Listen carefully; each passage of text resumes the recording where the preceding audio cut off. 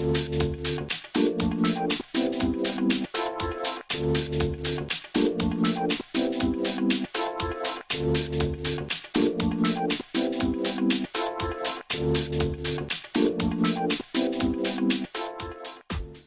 guys, today I'd like to tell you about this fantastic new plugin that I bought recently from a Warrior forum special offer.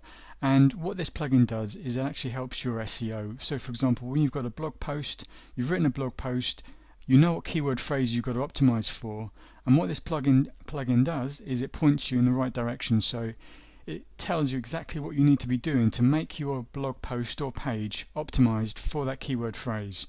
And so I'm going to show you exactly how I've used it. Now this is the actual WSO itself, and I highly recommend going through this because it's just full of some excellent examples of what people have done with it. And of course it's got videos and whatnot that show exactly how it works.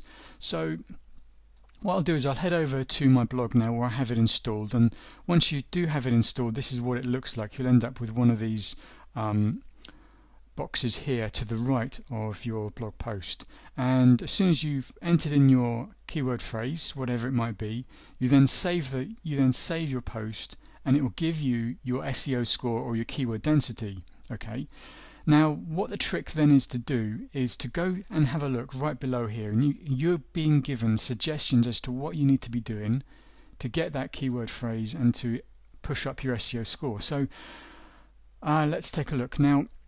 Ad swap, that's the primary keyword phrase, and if I look in the, well, first of all let's take a look at this. We've got title contains keyword, and I have done that. So we've got ad swap.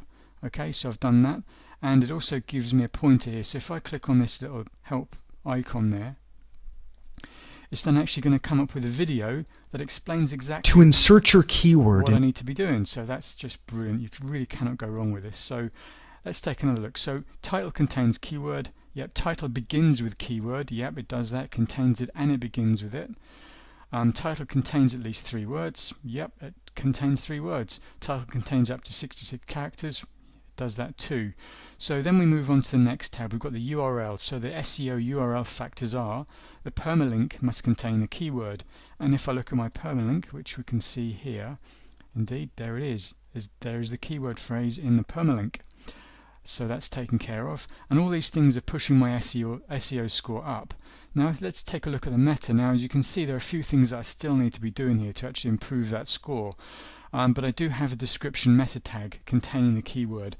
So what I need to do is get that keyword into the description meta tag, and I need to make sure that it begins with that particular keyword in the meta tag, and it's just got to contain it. So there's just some simple things there I need to do. If we look at the heading, and the heading, so let's see, the heading for it is going to be, it's going to obviously be ad swap success secrets as we've got here. That's going to be the heading for it, so automatically you get that checked if your blog theme is set up correctly for that anyway. So that's taken care of. We have H1 tag begins with a keyword. Yep, that begins with ad swap. There's no H2 tag within this particular post, so I would actually need to go in here and actually change something in here. So for example, it could be I need to find a mention of ad swap. So we've got ad swap here, so I suppose I could actually turn that into an H3 tag, but that of course is going to affect the design of the actual post itself, and I don't want to do that. And I can see I'm already in the green here, so I'm already safe in terms of having a good SEO score there, so I'm not actually going to change that, but that option is there for you too. I have an H3 tag as well, that's containing my keyword phrase, so all those things are good. Now if we look at the content side of it, and it's actually gone through and analysed the whole of the article post I've written here, and it contains at least 300 words. You've got a certain amount of density which I haven't reached, and I actually need to mention this to you because of the new Panda update with Google. It's probably a good idea not to be heading for like a 4% keyword density, which is what I believe this plugin is pushing you for. What you want to be aiming for is around about 2% to maybe 3% at the most, because then it doesn't look like you're optimizing your particular page for that keyword phrase. And as I say, because of Google's Panda update, they're much more sensitive to not necessarily keyword stuffing, but kind of really optimizing, ultra optimizing your website pages. So what I've got here is just about right. I think 1.96%, even though it's not green, red's going to be fine. But as you can see, we're going through here and it's offering me suggestions as to what I need to be doing, but as you can see, I've done it already. So things like it's telling me the content contains a keyword in the first 50 to 100 words.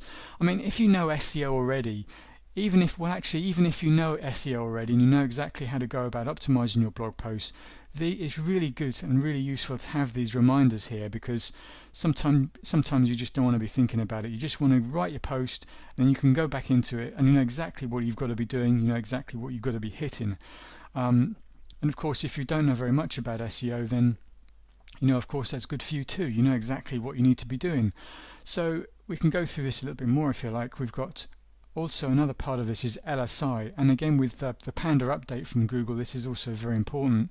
So LSI, that's your latent semantic indexing. So really these are all the keyword phrases that are related to ad swapping. So if I click on this button here, it's going to offer me a whole load of suggestions on LSI keywords that I could actually use within the blog post itself. So if I resize this window a little bit more, I should be able to see what's going on. Fortunately, I don't have very much space, but let's see what we can do.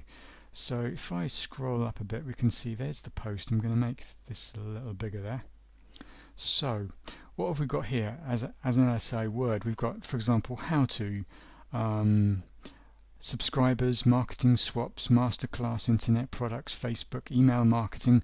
Now the thing to do is to actually get some of these LSI keywords into your post. It's not actually marking you on it. As you can see, there's no like tick or cross to say that you haven't got it or you have got it. But what you can do is you can just go in and you can actually drop some of these things in here, wherever it makes sense, of course. So we've got subscriber list. I'm just looking to see where it's going to work. Let's see now. Where would be a good place to put it? What's the smallest size of list?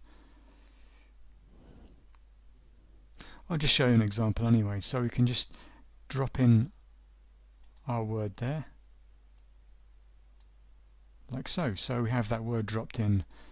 I mean, obviously you can type it in if you wanted to.